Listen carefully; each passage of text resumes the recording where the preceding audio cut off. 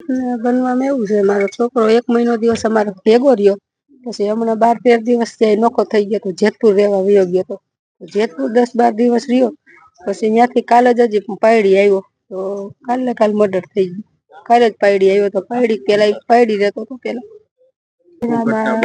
ઘટના બનવામાં એમાં એવું છે, એને ઘરવાળી છે ને એ પેલા અનેરા સાસરે હતી તો ન્યા એનું કાગળ થઈ ગયું, ન્યા 5 વર્ષનો છોકરો મૂક્યો, પછી ત્યાંથી કાગળ થઈ ગયું ને તો ઈ પછી વાડાહાડા ગામ છે ને ન્યા આયર ના ઘરમાં બેહી ગઈ હતી, મૈત્રી કરાર કરીને રહેતી હતી ન્યા.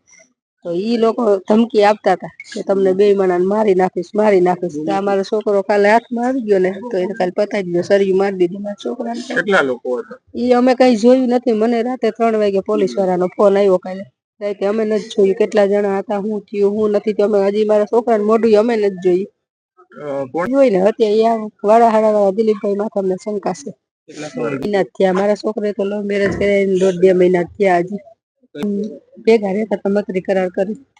મને ઓલા લોકો માથે શંકા છે, આયર ના દિલીપભાઈ છે ને ડાંગર, એની ઉપર શંકા છે. શું થાય તમને?